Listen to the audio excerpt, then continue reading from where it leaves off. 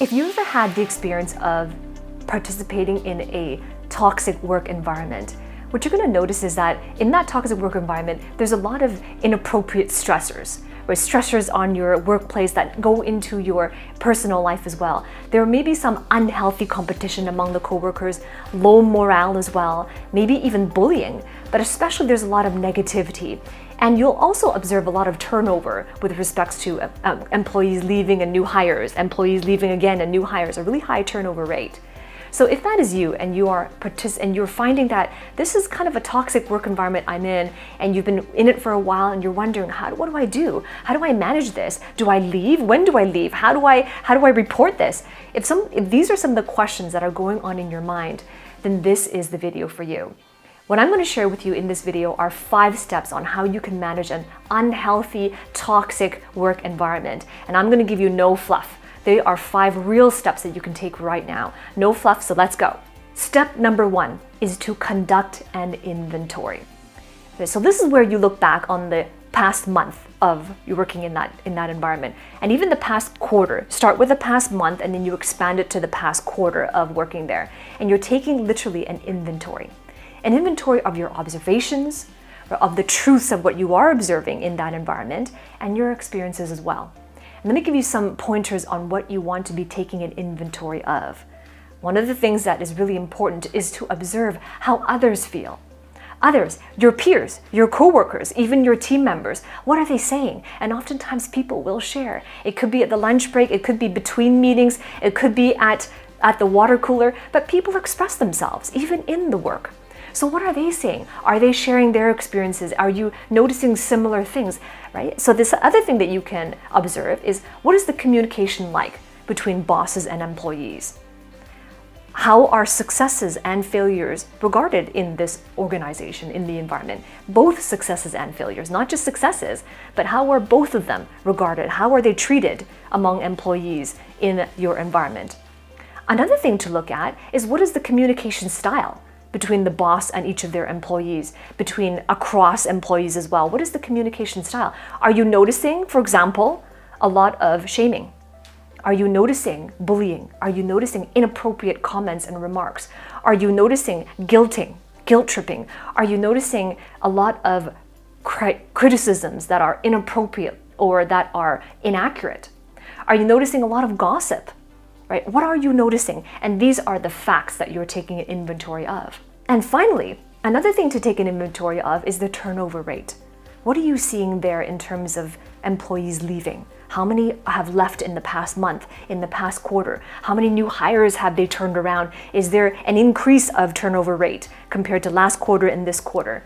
And are there a lot of complaints that are in and around those turnover rates? What are you seeing? So this is an inventory. So that is step number 1, is to collect an inventory. Step number 2, choose to lead. This is an opportunity for you to model the behavior that you want to see at work. Jocko Willink, in his book Extreme Ownership, he's a Navy SEAL. One of the most important principles that you can learn from the Navy SEALs when it comes to leadership and influence is this characteristic called extreme ownership. This is not about taking the blame or owning the blame for other people's behavior, nothing like that at all. It is simply from the place of your own personal power, asking yourself, what can I do? Because at the end of the day, the only thing that you have control over are your own responses and your own actions. So what change do you want to see in your environment? What is toxic about it exactly? Is it the communication? Is it the gossip? Is it the way people criticize? Is it the way they respond to successes and failures? What is the change you want to see? And simply model that behavior. Because when you model it out of care and compassion and concern, those are very important. When you model that behavior, you're taking leadership of the change you want to see. You're becoming the change you want to see in your environment. And that is one of the most effective ways that you can influence. So that is step number 2, choose to lead. Step number 3 is to collect truthful documentation. Here's what I mean by that. Document everything that you do, every conversation that you're a part of. email exchanges, phone calls that you've had, meetings where there's action items, discussions between meetings as well, any conversations you've had privately with other members of your environment. Document everything you've done and all the decisions that were made as a result of those discussions. And document it truthfully. Make sure that you include timestamps, dates as well, and who was involved and what was the decision as a result of that discussion as well. And this is really important, particularly if you do choose and if it does warrant a complaint or you do need to file a complaint. It's important in those, especially in those circumstances, that you have this truthful documentation so that you can protect yourself. And this also protects you against retaliation. It also provides evidence in the event that you are filing an official or a formal complaint, that you have evidence that you can submit as well. And that you have evidence throughout the course of time and not just in the most recent conversation. Right? So that is step number 3, is to collect truthful documentation. Step number 4 is to communicate the truths. And this is really important after you've taken steps 1, 2, and 3, and you have peace that you have done everything you can, that you have stepped into leadership, that you exuded the behavior, the change you want to see, and also that you have peace with your own voice. This is time to communicate the truths. Because oftentimes after an employee has left a company, right, oftentimes if they didn't advocate for themselves, it could be a cause of regret. It could be an opportunity that was passed by where you could have made an influence, a change, but you didn't. So that's why communicating the truth is important. It's not just important for you to know that you've done all you can and at your highest morale, right, in alignment with your highest values and your ethics as well, but it's also an opportunity for you to create lasting change. This is, by the way, this is not about confronting anybody because that just adds fuel to the fire. What I am talking about is communicating the situation, communicating the truth of your observations, the data that you've collected, the inventory that you've collected that I shared with you in step number 1, but communicating it to key individuals. And it could be an HR leader or a HR director or some representative in HR, or it could be someone else. But that someone else, whoever it is, must have a personal authority in that environment to make a lasting systemic change in that environment. So wherever it is that you choose to voice your concern to, this is where you bring it to them. And the key is to communicate effectively, not from a place of blame, not by taking blame or giving blame, but communicating effectively. What is the situation? And while you are communicating with this individual, I'll give you a pro tip as well. Ask for anonymity while you are communicating with them so that you can protect yourself against retaliation or he said, she said, or anything like that. Just ask for anonymity. And out of care, curiosity, and concern that you are sharing these truths.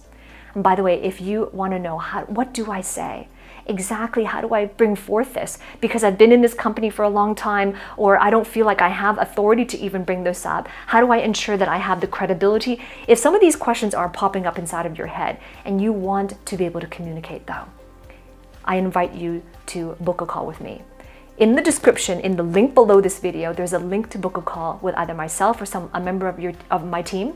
And this is an opportunity for me to coach you directly on how to advocate for yourself, on how to take your career into leadership levels and your skills as well, your communication skills, when it comes to handling conflicts, when it comes to negotiation, when it comes to advocating for yourself or others. How do you communicate effectively? So this is for you only if you're serious about taking your effective communication to the next level so that you can achieve these outcomes for yourself. By the way, this is not for you if you're at the beginning stage of your career or a recent college graduate, but if you're serious about that leadership, then I invite you to book a call and look forward to see you on the inside.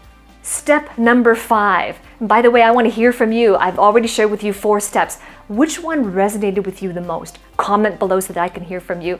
If you didn't like what I said, if you're enjoying this, or it was helpful for you at all, give me a thumbs up and remember to subscribe to my channel.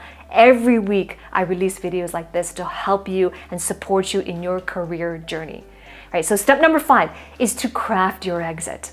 So what do I mean by that? A lot of executives that I coach, a lot of leaders in their industries that I coach, they tell me one of the most common things that they share with me is that I don't think I have a choice, I gotta leave this company. And the exit sometimes is the point of highest contention. But what if I told you that you can craft your exit so that you leave the company, if that's your decision, powerfully. That you can leave it without burning any bridges. And then you can leave it at the same time better than when you first arrived. So this is what I mean by crafting your exit. How do you want to leave? It could be that after you've taken steps 1 through 4 that I shared with you just now, it could be that there is a real and systemic change in your environment, in which case you might decide, well, I don't need to leave because there is changes and I trust this process. It could be that, in which case you don't have to leave. However, of course, it could be that you do decide, well, it is time to leave. I am feeling that my time here is complete. I'm feeling that this is the right time, it's in my best interest, so I'm going to leave this organization or this environment.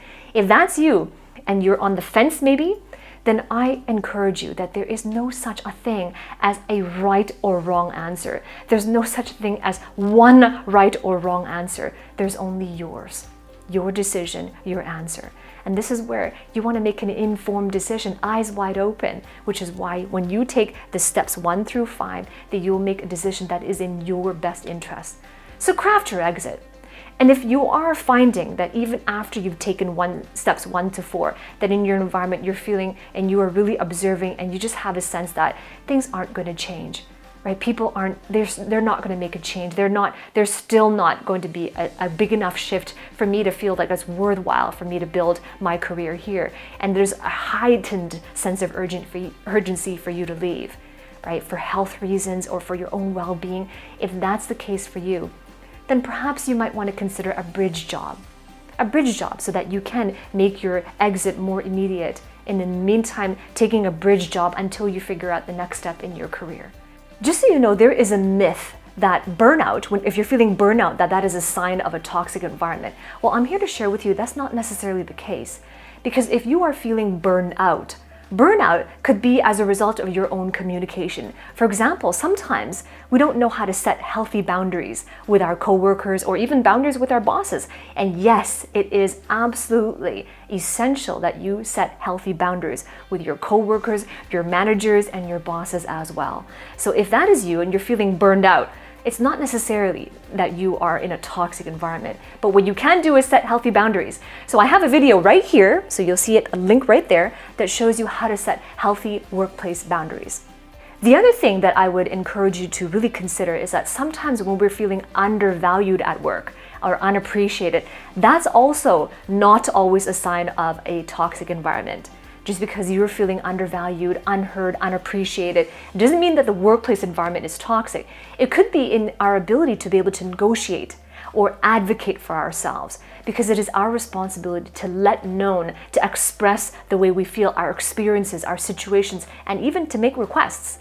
So if that is you and you're finding, well, I feel so unappreciated, undervalued, I've been at this position for 5 years, I have put so much of my blood, sweat, and tears in these projects, and I'm not receiving the recognition I deserve. If you feel that's you, then I encourage you to watch this video here on how to negotiate.